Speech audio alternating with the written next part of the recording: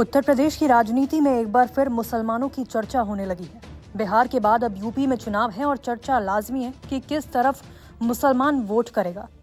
UP में मुसलमान एक वक्त ये तय करते थे कि किसे सत्ता में बैठाना है और किसे हटाना है, लेकिन योगी सरकार बनने के बाद ये चाल बदल गई।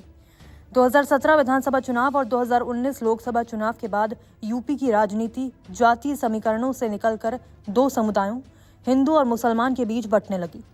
राजनीतिक विश्लेषकों के अनुसार इसका सीधा असर मुस्लिम प्रतिनिधित्व पर पड़ा है। जो समुदाय कभी सत्ता निर्धारण में निर्णायक था, वो अब हाशिए पर पहुंच गया है। लेकिन 2027 के विधानसभा चुनावों से पहले तस्वीर बदलती दिखाई दे रही है। राजनीतिक दल फिर से मुस्लिम मतदाताओं की ओर रुख कर रहे हैं। यूपी में मुसलमानों की आबादी करीब 19.26% है, जो किसी भी दल के लिए नजरअंदाज करने लायक नहीं है। बसपा सुप्रीमो मायावती ने हाल ही में मुस्लिम नेताओं के साथ बैठक की और समर्थन मांगा। समाजवादी पार्टी और कांग्रेस भी अल्पसंख्यक वर्ग को साधने की रणनीति पर काम कर रही है। 2017 के बाद से लगातार कमजोर हुआ मुस्लिम प्रभाव अब फिर से पार्टियों के एजेंडे में लौट आया है। इस मामले पर इंडियन यूनियन मुस्लिम लीग यूपी अध्यक्ष डॉक्टर मोहम्मद मतीन खान का कहना है कि मुसलमान कभी भारतीय राजनीति में निर्णायक भूमिका निभाते थे, लेकिन अब उन्हें निर्णय प्रक्रिया से लगभग बाहर कर दिया गया है। कांग्रेस के पतन और आरएसएस बीजेपी के उभार के बीच तथाकथित धर्मनिरपेक्ष दलों ने भी मुसलमानों को केवल वोट बैंक बनाकर इस्तेमाल किया है। इस वजह से मुस्लिम नेतृत्व, राजनीतिक दृष्टि और प्रतिनिधित्व सभी धीरे धीरे कमजोर हो गए हैं।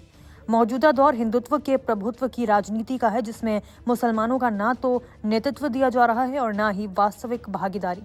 डॉक्टर मतीन खान का मानना है कि अब मुसलमानों को केवल वोट देने वाला वर्ग नहीं, बल्कि नेतृत्व तैयार करने वाला वर्ग बनना होगा। इस परिस्थिति से बाहर निकलने के लिए मुसलमानों और देश के न्यायप्रिय नागरिकों को नई राजनीतिक सोच अपनानी होगी। शिक्षा, मीडिया और सामाजिक संस्थाओं के माध्यम से राजनीतिक जागरूकता बढ़ानी होगी। अपने मुद्दों को दूसरों के भरोसे छोड़ने के बजाय खुद अपनी राजनीतिक दिशा तय करनी होगी। उनके अनुसार नई पीढ़ी को आगे आकर न्याय, समानता और संवैधानिक मूल्यों पर आधारित नई राजनीति की शुरुआत करनी चाहिए। यूपी में अगर मुस्लिम प्रभावित जिलों की बात करें तो संभल में 60 से 70% मुस्लिम आबादी है। मुरादाबाद में 50.82% मुस्लिम आबादी है।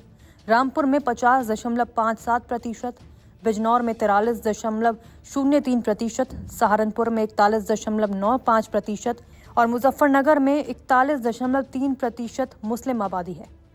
एक वरिष्ठ पत्रकार सुरेश बहादुर सिंह के मुताबिक 2017 के बाद से यूपी की राजनीति का स्वरूप पूरी तरह बदल गया। अब मुकाबला जातियों के बीच नहीं, बल्कि दो समुदायों के बीच है। अब लड़ाई हिंदू और मुसलमान में है।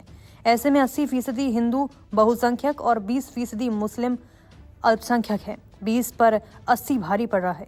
यही कारण है कि कोई भी राजनीतिक दल 80% को नाराज नहीं करना चाहता। पहले बसपा और सपा जैसे दलों को मिश्रित वोट बैंक का लाभ मिलता था, लेकिन अब सीधी फाइट बीजेपी के साथ होती है।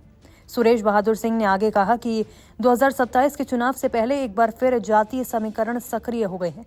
मायावती की मुस्लिम नेताओं के साथ बैठक इस बदलाव की झलक है। अगर मुसलमानों का महत्व नहीं होता तो मायावती ऐसी बैठक नहीं करती। मुसलमान 2027 में फिर से महत्वपूर्ण भूमिका निभाने जा रहे हैं। अगर मुसलमानों को ज्यादा तवज्जो दी गई तो इसका राजनीतिक लाभ बीजेपी को मिल सकता है, क्योंकि बीजेपी का पूरा फोकस हिंदू मुस्लिम एजेंडे पर ही रहता है। मुसलमानों की कोई निर्धारित पार्टी नहीं है। उनका सिर्फ एक एजेंडा है, बीजेपी के खिलाफ वोट देना। जो पार्टी या उम्मीदवार बीजेपी को हरा सकेगा, मुसलमान उसी के साथ जाएगा। उत्तर प्रदेश की राजनीति एक बार फिर उस मोड़ पर है जहां मुसलमानों की भूमिका चर्चा के केंद्र में है। 2017 के बाद जिस समुदाय को हाशिए पर धकेल दिया गया था, वो अब राजनीतिक विमर्श का अहम हिस्सा बन रहा है। मायावती, अखिलेश यादव और कांग्रेस तीनों दल मुसलमान मतदाताओं को साधने की कोशिश कर रहे हैं, लेकिन अब मुसलमानों के सामने भी एक बड़ा फैसला है। क्या वो केवल वोट देने वाला समुदाय बने रहेंगे या नेतृत्व देने वाला समुदाय बनेंगे? इस पर आपका क्या कहना है? कमेंट कर जरूर बताएं। नमस्कार, मैं हूं मानक गुप्ता। अगर आपको हमारा ये वीडियो पसंद आया हो तो इसे लाइक और शेयर जरूर करें और हाँ, हमें सब्सक्राइब और फॉलो करना ना भूलें, ताकि आप देश और दुनिया की कोई खबर मिस ना करें। तो जुड़े रहिए हमारे साथ और देखते रहिए News 24।